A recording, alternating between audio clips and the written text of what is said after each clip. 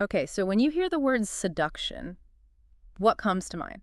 For most people, it's probably, dazzling looks, maybe some smooth lines, that kind of polished confidence. Right, that's the usual picture, isn't it? Like it's all about the surface stuff, putting on an act. Yeah, maybe desperately seeking attention, trying to get validation with these like superficial tricks. And that's exactly the idea. The material we're looking at today just completely flips on its head. Oh, how so?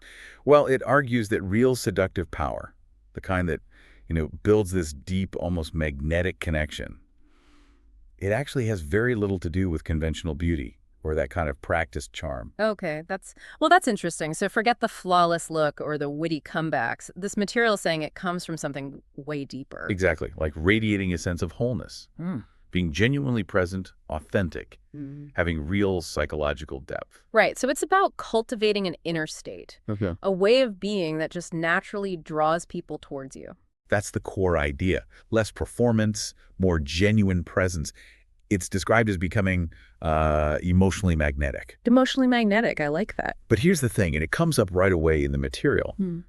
The need for caution, this power, this magnetism, it's explicitly described as dangerously powerful. Dangerously powerful. Okay, that definitely changes the feel. We're not just talking about like dating tips here. Not at all. This sounds more like influence, maybe even the Yeah. the potential darker side of it. Absolutely. The sources we're drawing from are really clear on this. Wielding this kind of influence, yeah, it can be amazing for real connection, but it comes with some pretty significant risks. And demands serious responsibility. Right. Like if you're not grounded, if you're not self-aware and careful, the impact could be, well, unpredictable, maybe even harmful. That's the warning. Hmm. So our deep dive today isn't just about how this devilishly seductive energy, as the source calls it, is cultivated. It's maybe even more about exploring those risks, the warnings, the kind of heavy responsibility that this material insists goes hand in hand with it. Precisely. It's looking at power,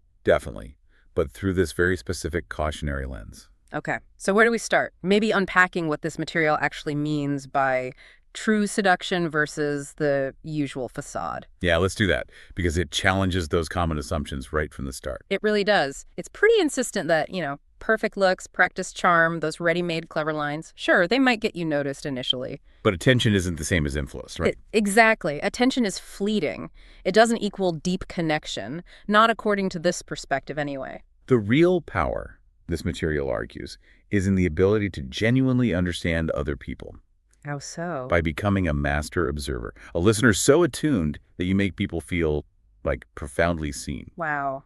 In a world that often feels like it's starving for authentic connection, that ability alone sounds incredibly potent. And rare. Very rare. So it's less about grabbing the spotlight for yourself and more about making the other person feel like they're the focus. Yes. Creating that unique, almost irreplaceable emotional bond instead of just, sparkling on the surface. There's a phrase in there about making someone feel like the most important person in the room. Which, when you think about it in today's world, with what the material calls a society starving for validation, that's powerful stuff. Offering someone that deep, focused attention, it's not just nice, it's a form of power. And recognizing that power, the power to meet that deep human need, that's kind of the first step to understanding the potential danger if it's not handled right. Okay, that leads us right into this idea of emotional attunement, doesn't it? The material links it to our modern world, the digital noise versus emotional starvation. It's a stark contrast, yeah. We have all this shallow connectivity, but what's often missing is genuine emotional presence. So the seductive person, in this view, offers something almost radical today. Exactly. Being fully there. Not just physically, but mentally, emotionally present. Really looking at someone, listening actively, not just waiting for your turn to speak. Not planning your reply while they're talking, not letting your mind wander, just being completely focused on them. Yeah, and the material suggests that kind of deep listening is what really breaks through people's defenses. It gives them that rare feeling of being truly understood. And developing this, It involves paying close attention to subtle things. Very subtle. Body language, tiny shifts in voice tone, Yep. the underlying energies someone's putting out. The idea being, if you can sense what someone needs emotionally, sometimes even before they know it. And you can provide that. The material says that's how you become unforgettable. That sounds incredibly powerful. And again, given this cautionary frame, maybe a little concerning. For sure. And this is where the material gives a really explicit warning. Okay, let's hear it. This level of attunement, this ability to see and respond to someone's deep needs, maybe even their vulnerabilities, it must never be used to exploit them. Right. The goal has to be connection, not control. Absolutely. The material is emphatic. Build connection, don't manipulate. But that line could be thin, and the risk of crossing it is a recurring theme here. And it seems this goes even deeper, bringing in psychological concepts, like Jung's ideas. Yes, Carl Jung's anima and animus.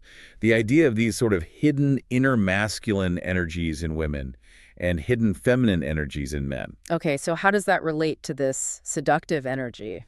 The material suggests these aren't just abstract ideas, they're active forces inside us. And integrating them, bringing them into balance is key. Integrating inner opposites, how does that create magnetism? Well, think about it. A woman who integrates her animus might be assertive, logical, focused, maybe great in a crisis. But because she's also connected to her emotional intelligence, her feminine side, she stays empathetic, intuitive. Okay, I see. Grounded and radiant, maybe? Exactly. Or a man integrating his anima might be comfortable with vulnerability, capable of deep emotional understanding, showing compassion, without losing his strength or decisiveness. So it's this blend, strength and softness, logic and intuition. Yes. And it's that blend, that wholeness, that the material says creates a magnetic polarity. Polarity. People feel drawn in, but also maybe slightly off balance, because you don't fit neatly into their usual boxes. And that's where the seduction begins, that mix of attraction and slight unpredictability. According to this source, yes. That's the hook. Tying back to understanding others, the core idea seems to be that seduction, in this sense, is about finding and fulfilling a need. Right. Because as we said, so many people feel fundamentally unseen or misunderstood. So the power comes from being the one who finally sees them. Precisely. And the process involves really observing people, like studying them. Yes, but empathetically. Not cold analysis. It's about asking yourself, through listening and watching closely, what are they silently asking for? What wounds are they hiding? What compliments do they truly crave, but maybe never get? And when you offer that missing piece, that deep validation. The claim is it triggers a response so powerful it can feel like fate, like destiny. Okay. But here comes another warning, right?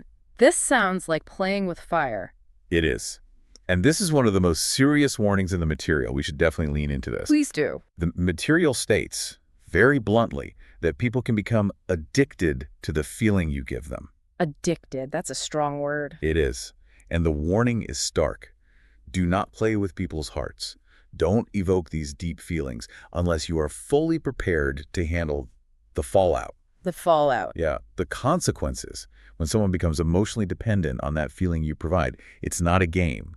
It has real effects on others. That really emphasizes the responsibility involved. It connects to that idea of emotional contagion too, doesn't it? Directly. The basic principle is that moods, energy, they're contagious.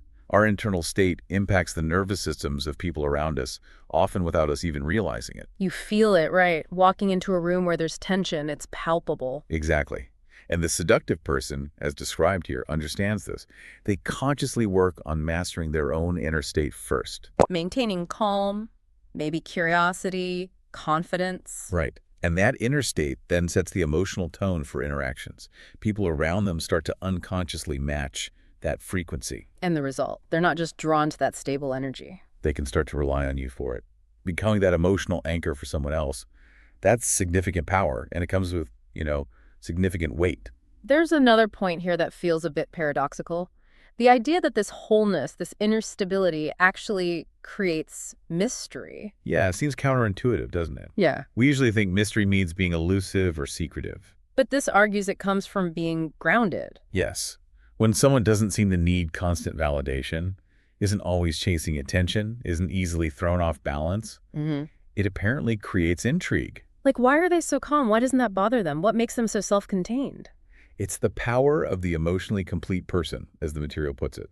They don't grab attention, they magnetize it just by being. So someone who doesn't flinch when ignored, doesn't crumble under pressure, doesn't need constant approval. That kind of solid inner core the material suggests can be incredibly compelling, so much so that it can drive people mad. Mad? In what way?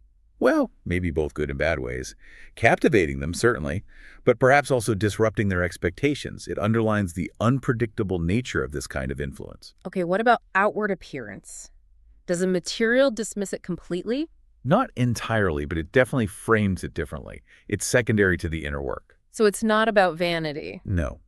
The idea is you dress to empower yourself, not necessarily to please others. Your style becomes an extension of your inner energy, almost like a ritual. A ritual? Yeah, there's a reference to Baudelaire suggesting adornment isn't just display, but a way of announcing who you are from the inside out, owning your identity visually. Interesting. But here's the crucial point they make. Never let the wrapping, the outside, be more interesting than the soul inside. The substance has to be there. The outside just supports it. Makes sense. And thinking about navigating all this, the fallout, the responsibility, emotional resilience must be absolutely key. Foundational.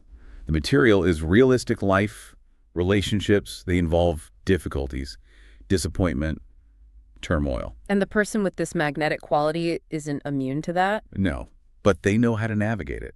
Resilience here isn't about being tough or shutting down emotions. What is it then? It's about feeling things deeply.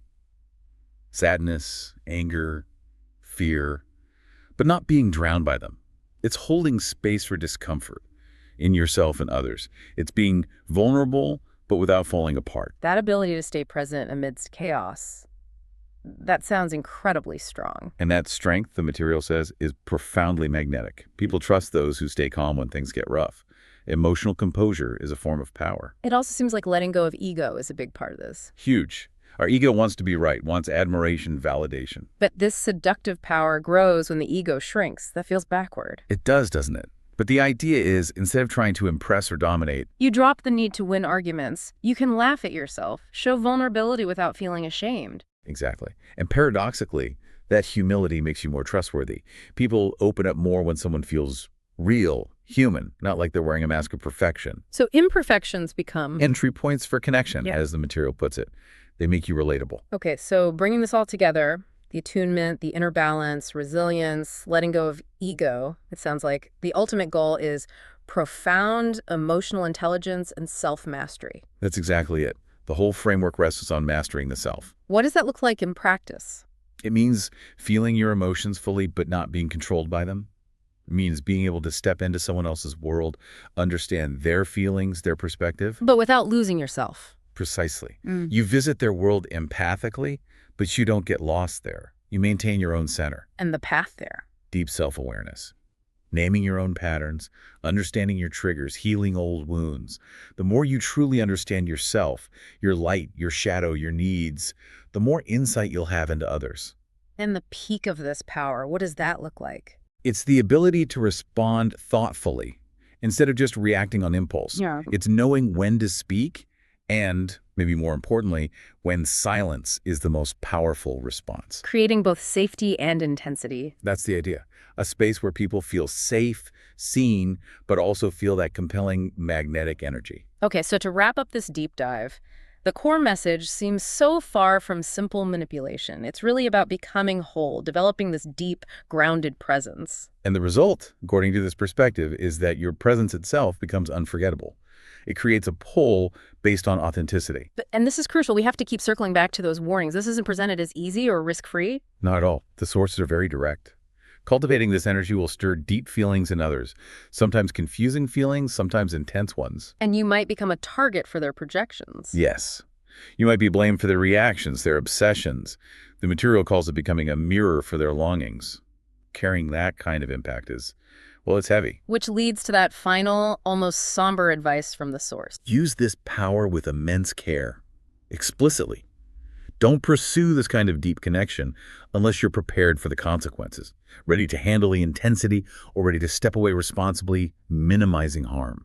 So the fundamental shift is stop chasing, stop performing, start listening deeply. To yourself first, then others. Become a source of emotional nourishment. Be present, not perfect.